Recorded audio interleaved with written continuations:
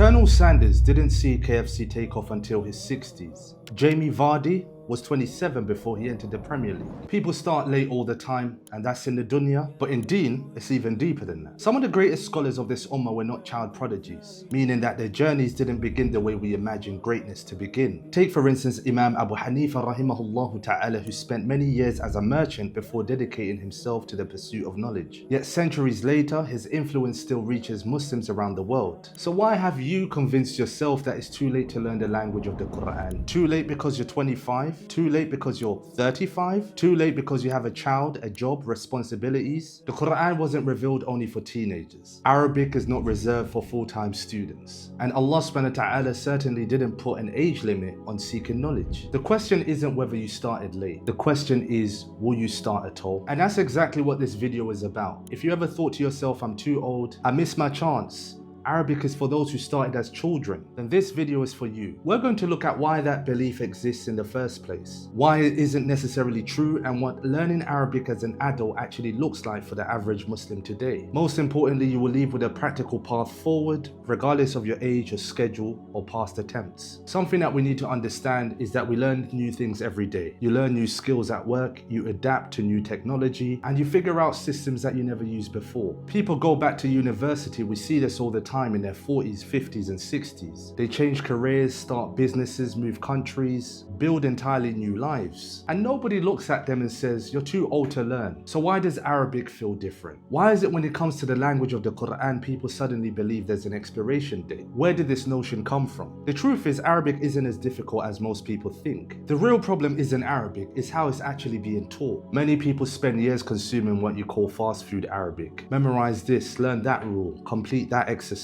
Information reaches the mind, but very little enters the heart. So even after months or years of learning the Arabic language, a person still feels disconnected to the book of Allah Azza wa Jal.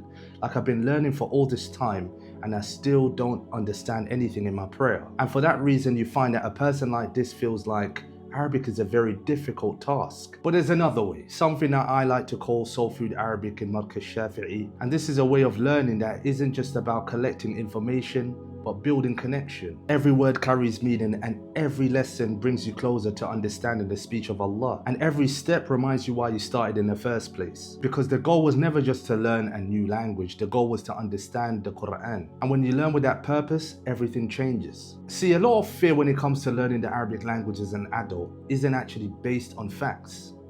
It's based on feeling. The idea that kids are better at learning languages sounds true, but the reality is more nuanced. In structured learning environments, research shows that adults are just as good as children when it comes to language learning. And in certain areas, they even outperform them. And the reason is simple, adults do not start from zero. You already have cognitive frameworks built over years of life experience. So when you learn an Arabic grammar rule, your brain doesn't just store it, it connects it. It has somewhere to go. A child doesn't have that yet. So in many ways, adult learning isn't successful despite being harder. It's successful because of the effort. Effort creates depth, and depth creates retention. Now, yes, children may have the advantage of pronunciation, but let's be honest. Your goal is not to sound like someone from Mecca. Your goal is to learn the Arabic language so you can understand the words of your Lord. So let's ground ourselves in something real. At Markaz Shafi'ee, the Risala Arabic program runs for 12 months with classes 2 to 3 times a week. That means you're getting roughly anywhere between 2 to 4 or even 6 hours per week of learning experience. Now, here's what a realistic game plan alongside that looks like. Outside of classroom, you don't need extreme study schedules. You don't need to turn your life upside down, but what you do need is consistency. Even 20 to 30 minutes a day is enough for real progress if you use it properly. So in total, you're looking at an average of 3 to 4 hours in the classroom, and outside of that,